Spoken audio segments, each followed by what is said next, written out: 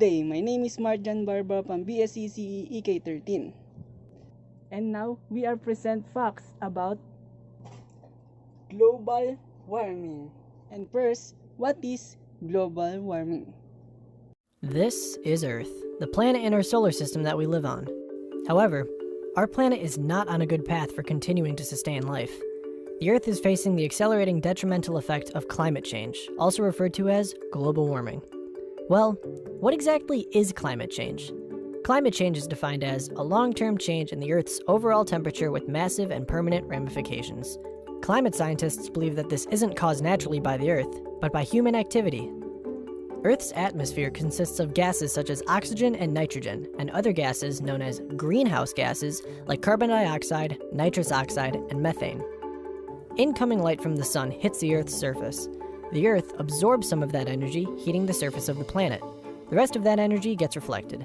Some of that energy goes back out into space, but greenhouse gases like carbon dioxide trap the energy and send it right back to the Earth's surface, heating it up even more. This is known as the greenhouse effect.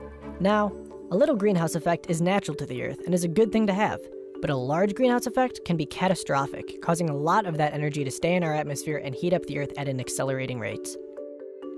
Ms. Kathleen Beltran, please discuss the first fact of global warming.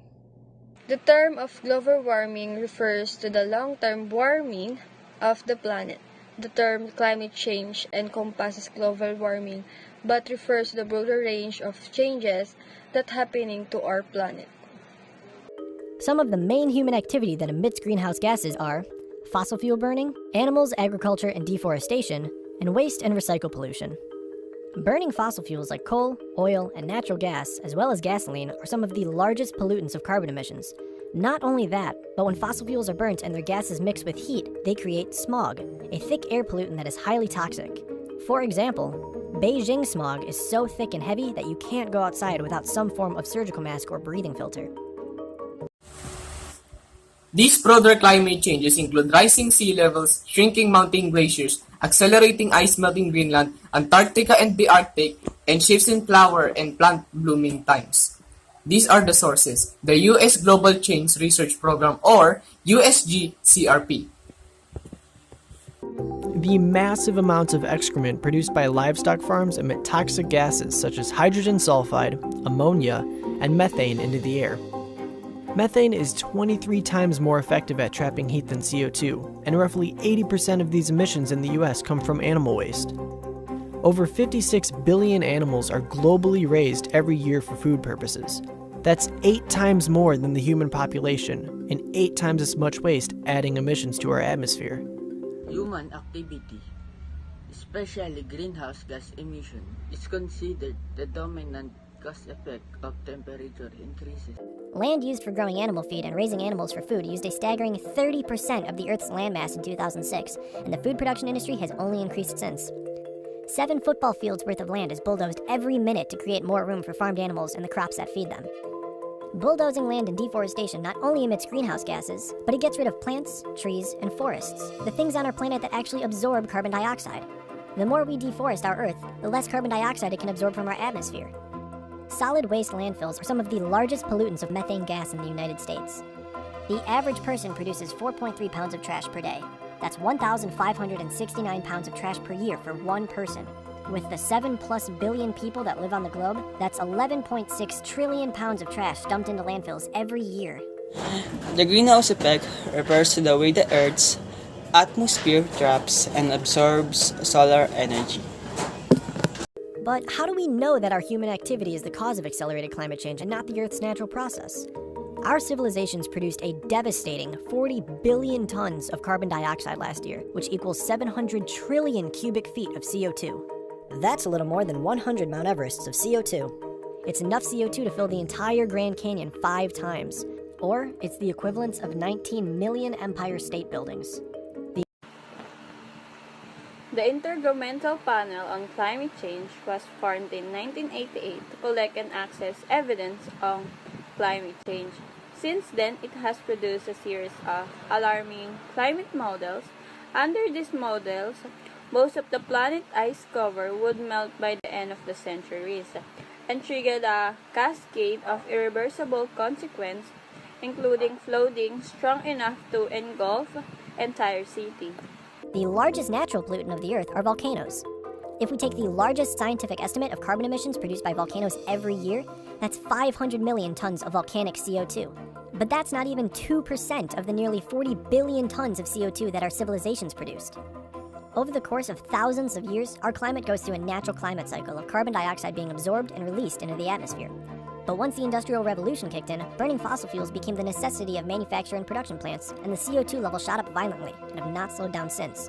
The Earth has not seen this much carbon dioxide in its atmosphere for millions of years. Paleoclimatology, or the study of change in climate throughout Earth's history, uses evidence found in three rings: ocean sediment, coral reefs, and layers of sedimentary rocks to determine that current warming is occurring 10 times faster than the post-ice age warming. Our planet with the greenhouse effect is like a bathtub being filled with more water than it can drain. Eventually, it will fill up with more than it can handle. But why should we care about global warming and climate increasing? The Earth's temperature has risen 1.5 degrees Fahrenheit over the past century and is projected to rise another 0.5 to 8.6 degrees Fahrenheit over the next 100 years. By 2060, the cost of inaction on climate change is predicted to reach a staggering $44 trillion with the highest anticipated GDP losses in the Middle East, Northern and Sub-Saharan Africa, and Southeast Asia. Sources: CTGPS plus the Organization for Economic Cooperation and Development. Animals and plant life are struggling to adapt to these conditions for survival. If even one species goes extinct, it can create a domino effect with the food chain. No living plants or animals means no living humans. Rising temperatures makes the Earth's oceans become warmer, which causes something known as ocean acidification, which rises the acid levels in the oceans from the carbon dioxide reacting with the salt water. Ocean acidification harms animal life and is what's causing the death of the Great Barrier Reef. This is a problem because about 1 billion people use ocean life as their main source of protein. Fact number 8. In 2018, there were 14 extreme weather events that resulted in more than $1 billion in damage. The average number of people exposed to heat wave has increased by approximately 125 million since the beginning of the century. So, we're done to discuss the facts about climate change, the cause and effect. And now, we discuss the 3 solutions for avoiding climate change. Civil engineers from the Solutions Project calculated that we could power most of the world with only renewable energy if we just actually decided to do it. If we cut back on deforestation, not only does that reduce the amount of fossil fuels burned, but there will be more plants and forests actively absorbing carbon dioxide. If we use more reusable and renewable resources, this will reduce the amount of energy needed to create new products. This will also reduce the massive amount of landfill dumping that we do. That all sounds like great, efficient, and healthy ideas, but how can I help personally right now? You can drive an electric or fuel-efficient car. Replacing your regular car with a Toyota Prius, the average person can prevent the emission of about 1 ton of carbon dioxide into the atmosphere. Now, we all can't afford to just buy new and different cars. So to help, you can walk or bike places, take public transportation, or if anything, ease off the accelerator and make your car as efficient as possible. Use energy-efficient light bulbs. LED light bulbs use only a fraction of the power of incandescent light bulbs.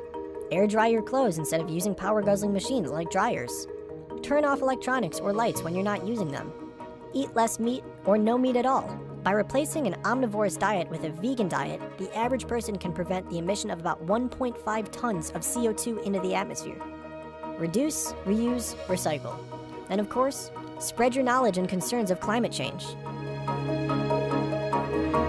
Remember, climate change is very real and is drastically affecting planet Earth, our home. And although we are the problem, we can also be the solution. That's all for today. And say it again, we are the Group 1 and we are the BSCCE EK13.